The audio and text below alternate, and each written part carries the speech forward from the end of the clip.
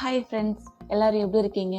இன்றைக்கி மோகனாஸ் கிச்சனில் நம்ம மட்டன் பிரியாணி எப்படி செய்கிறதுன்னு பார்க்கலாம். சீரக சம்பா ரைஸை வச்சு சுவையான தலப்பாக்கட்டி ஸ்டைலில் மட்டன் பிரியாணியை வீட்லேயே எப்படி செய்கிறதுன்னு பார்க்கலாம். ஃப்ரெண்ட்ஸ், நீங்கள் ஒரு தடவை இந்த மட்டன் பிரியாணியை வீட்டில் ட்ரை பண்ணி பாருங்கள். கண்டிப்பாக உங்கள் வீட்டில் இருக்கிற எல்லாருக்குமே ரொம்ப பிடிக்கும். நீங்கள் ஹோட்டலுக்கு போய் தலப்பாக்கட்டி பிரியாணி சாப்பிட்டீங்கன்னா எப்படி இருக்குமோ அதே டேஸ்ட் இந்த பிரியாணியில் உங்களுக்கு இருக்கும்.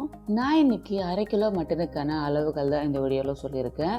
ஒருவேளை நீங்கள் 1 கிலோ மட்டன் செய்கிறீங்க அப்படின்னா இந்த அளவுகளை அப்படியே டபுள் ஆக்கிக்குவாங்க. இன்னைக்கு நான் இந்த மட்டன் பிரியாணியை குக்கரில் செய்ய போகிறதில்ல, பாத்திரத்தில் தான் செய்ய போகிறேன். நம்ம மட்டனை டைரெக்டாக பாத்திரத்தில் சேர்த்து பிரியாணி செஞ்சோன்னா மட்டன் வேகாது. அதுக்காக முதல்ல நம்ம மட்டனை வேக வச்சு எடுத்துக்கலாம். அதுக்கு பார்த்திங்கன்னா அடுப்பில் ஒரு குக்கர் வச்சுருக்கேன். இதில் நம்ம மட்டன் சேர்த்துக்கலாம். நான் 1/2 கிலோ மட்டனை நல்லா வாஷ் பண்ணிட்டு எடுத்திருக்கேன். அடுத்து இதில் தேவையான அளவு உப்பு, 1/2 டீஸ்பூன் மிளகாய் தூள், 1/4 டீஸ்பூன் மஞ்சள் தூள், மட்டன் முழுகிற அளவுக்கு தண்ணி சேர்த்துட்டு ஒரு தடவை கலந்ததுக்கு அப்புறமா இதை க்ளோஸ் பண்ணிக்கலாம். மிதமான சூட்டில் 5 விசிலுக்கு வேக விடலாம். இந்த மட்டன் வேகிறதுக்குள்ளே நம்ம பிரியாணி மசாலா ரெடி பண்ணிடலாம். அதுக்கு பார்த்தீங்கன்னா அடுப்பில் ஒரு பேன் வச்சுருக்கேன்.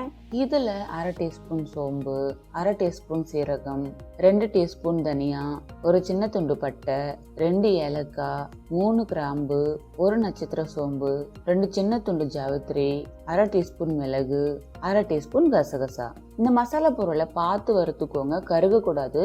மசாலா கருகிச்சுன்னா பிரியாணியோட டேஸ்ட்டே மாறிடும். இப்போ இது வறுபட்டுடுச்சு. இது நல்லா ஆறுனதுக்கு அப்புறமா மிக்ஸி ஜாரில் சேர்த்துட்டு நல்லா பொடியை அரைச்சி எடுத்துக்கலாம். அடுத்த பக்கம் பார்த்தீங்கன்னா நம்ம வச்ச மட்டனும் 5 விசில் வந்துருச்சு. நம்ம ஓப்பன் பண்ணி பார்க்கலாம். பாருங்க, கையால் எடுக்கும் போதே மட்டன் எவ்வளோ ஈஸியாக பிரிஞ்சு வருது. இந்த அளவுக்கு நல்ல சாஃப்டாக மட்டனை வேக வச்சு எடுத்துக்கோங்க. நான் இங்கே வாங்குகிற மட்டன் 5 விசிலுக்கு நல்லா வெந்துடும். ஒருவேளை உங்களுக்கு 5 விசிலுக்கு மட்டன் வேகலை அப்படின்னா திரும்பவும் க்ளோஸ் பண்ணிவிட்டு ஒரு 2-3 விசிலுக்கு வேக வச்சுக்கோங்க. இப்போ இந்த மட்டனை நம்ம தனியாக எடுத்து வச்சுக்கலாம். இதில் இருக்கக்கூடிய இந்த தண்ணியை தனியாக எடுத்து வச்சுக்கலாம். இப்போ மட்டனும் வெந்துருச்சு, பிரியாணி மசாலாவும் ரெடியாக இருக்குது. அடுத்து பிரியாணி செய்கிறதுக்கு அடுப்பில் ஒரு பாத்திரம் வச்சுருக்கேன். இதில் 2 டேபிள் ஸ்பூன் எண்ணெய் சேர்த்துக்கலாம். எண்ணெய் கூடவே 2 டேபிள் ஸ்பூன் நெய் சேர்த்துக்கலாம். நெய் ஆப்ஷனல் தான், வேண்டான்றவங்க அவாய்ட் பண்ணிக்கோங்க. இந்த ரெண்டுமே நல்லா காஞ்சதுக்கு அப்புறமா ஒரு சின்ன துண்டு பட்டை, 1 நட்சத்திர சோம்பு, 2 ஏலக்காய், 2 கிராம்பு சேர்த்துக்கலாம். இது கூடவே ஒரு பிரியாணி இலையும் சேர்த்துக்கிறேன். அடுத்து இதில் நீளவாட்டில் கட் பண்ண ஒரு பெரிய சைஸ் வெங்காயம், 1 கொத்து கருவேப்பிலை, 3 பச்சை மிளகாவை சேர்த்துக்கலாம். வெங்காயத்தை வதக்கும் போதே கூட கொஞ்சமாக உப்பு சேர்த்து வதக்கிக்கோங்க. வெங்காயம் நல்லா வதங்கணும், அப்போ தான் பிரியாணிக்கு ஒரு நல்ல கலர் கிடைக்கும். இந்த அளவுக்கு வெங்காயம் நல்லா வதங்கினதுக்கு அப்புறமா 2 டீஸ்பூன் அளவுக்கு இஞ்சி பூண்டு விழுது சேர்த்துக்கலாம். இது கூடவே கொஞ்சமாக புதினா இலை, கொஞ்சமாக கொத்தமல்லியை சேர்த்துட்டு வதக்கிக்கலாம். இஞ்சி பூண்டு விழுதோட பச்சை வாசனை எல்லாமே போயிடுச்சு. அடுத்து இதில் நீளவாட்டில் கட் பண்ண ஒரு மீடியம் சைஸ் தக்காளியை சேர்த்துக்கலாம். இந்த பிரியாணியில் நம்ம தயிர், லெமன் ஜூஸ் எல்லாம் சேர்க்க போகிறோம். அதனால தக்காளி நிறைய சேர்க்க வேண்டாம், கொஞ்சமாக சேர்த்தா போதும். இதை ஒரு தடவை கலந்துட்டு நம்ம க்ளோஸ் பண்ணிக்கலாம். தக்காளி நல்லா வதங்கட்டும். இப்போ பாருங்க, தக்காளி நல்லா வதங்கிடுச்சு. அடுத்ததுல மசாலா பொடிகளை சேர்த்துக்கலாம். 1/2 டீஸ்பூன் மிளகாய் தூள். மிளகாய் தூளை ஏற்கனவே நம்ம மட்டன் வேக வைக்கும்போது 1/2 டீஸ்பூன் சேர்த்துருக்கோம். அதனால இப்போ 1/2 டீஸ்பூன் தான் சேர்க்குறேன். இது கூடவே நம்ம வறுத்தரைச்ச பிரியாணி மசாலா. நம்ம மட்டனை வேக வைக்கும் போதே மஞ்சள் தூள் சேர்த்ததுனால இப்போ நான் சேர்க்கலை. இந்த மசாலா பொடிகள் எல்லாமே எண்ணெயில் ஒரு தடவை கலந்ததுக்கு அப்புறமா நம்ம வேக வச்சு எடுத்த மட்டனை சேர்த்துக்கலாம். மட்டன் கூடவே 1/4 கப் தயிர், 1 டீஸ்பூன் லெமன் ஜூஸ் சேர்த்துட்டு கலந்துக்கலாம். தயிர் இந்த மாதிரி மட்டன் கூடையே சேர்த்து நம்ம வதக்குறதுனால மட்டனை நல்லா சாஃப்டாகும். 2 நிமிஷமா மட்டன் நல்லா வதங்கிக்கிட்டு இருக்கு. அடுத்து இதில் தண்ணி சேர்க்கலாம். நான் பார்த்தீங்கன்னா இந்த டம்ளரில் 2 டம்ளர் அளவுக்கு அரிசி எடுத்திருக்கேன். அதனால 4 டம்ளர் அளவுக்கு தண்ணி சேர்க்குறேன். 1 டம்ளர் அரிசிக்கு 2 டம்ளர் தண்ணி சேர்த்துக்கோங்க. இந்த 4 டம்ளர் தண்ணியில் 1 டம்ளர் அளவுக்கு மட்டன் வேக வச்ச தண்ணி இருக்கு. மீதி 3 டம்ளர் நம்ம தண்ணி சேர்த்துக்கலாம். நீங்கள் குக்கரில் மட்டன் பிரியாணி செய்கிறதா இருந்தால் 1 டம்ளர் அரிசிக்கு 1.5 டம்ளர் தண்ணி சேர்த்துக்கோங்க. தண்ணியை சேர்த்துட்டு ஒரு தடவை கலந்ததுக்கு அப்புறமா இதை க்ளோஸ் பண்ணிக்கலாம். தண்ணி நல்லா கொதிக்க ஆரம்பிச்சதுக்கு அப்புறமா நம்ம அரிசி சேர்க்கலாம். பாருங்க, தண்ணி நல்லா கொதிச்சிட்டு இருக்கு. நான் இன்னைக்கு 2 டம்ளர் சீரக சம்பா அரிசியை நல்லா வாஷ் பண்ணிட்டு 10 நிமிஷத்துக்கு ஊற வச்சு எடுத்திருக்கேன். இது பார்த்தீங்கன்னா 1/2 கிலோ அரிசி. நம்ம பிரியாணி செய்ய ஆரம்பிக்கிறதுக்கு முன்னாடி அரிசியை நல்லா வாஷ் பண்ணிட்டு ஊற வச்சுட்டு ஸ்டார்ட் பண்ணுவோம் அப்படின்னா கரெக்டாக இருக்கும்.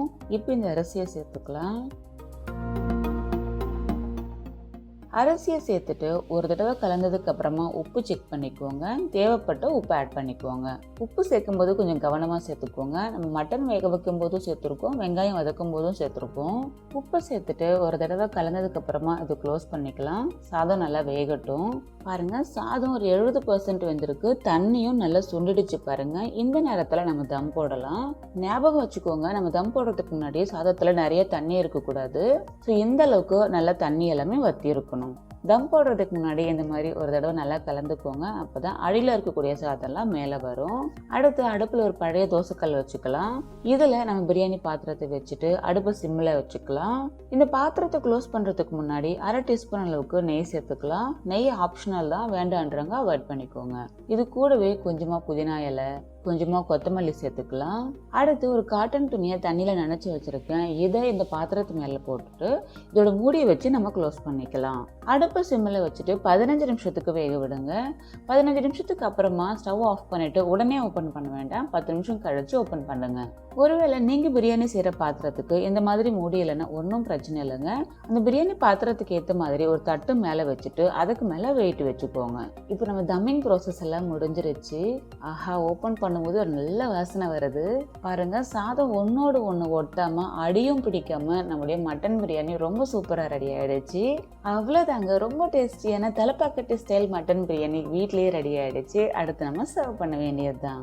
இந்த மட்டன் பிரியாணியை ரைத்தா முட்டையோட சர்வ் பண்ணீங்கன்னா ரொம்ப அட்டகாசமாக இருக்கும். இந்த பிரியாணியை நீங்கள் வீட்டில் ட்ரை பண்ணி பார்த்துட்டு எப்படி இருந்துச்சுன்னு மறக்காம கமெண்ட்ல சொல்லுங்க. இந்த மாதிரி நிறைய பிரியாணி ரெசிபிஸை பார்க்க நம்மளுடைய சேனலை இது வரைக்கும் சப்ஸ்கிரைப் பண்ணாதவங்க சப்ஸ்கிரைப் பண்ணுங்க. இந்த வீடியோவை எல்லாருமே பார்க்கணும்னு நினைச்சீங்கன்னா உங்களுடைய ஃப்ரெண்ட்ஸுக்கும் ஷேர் பண்ணுங்க. மீண்டும் அடுத்த வீடியோவில் சந்திக்கிறேன். பாய்.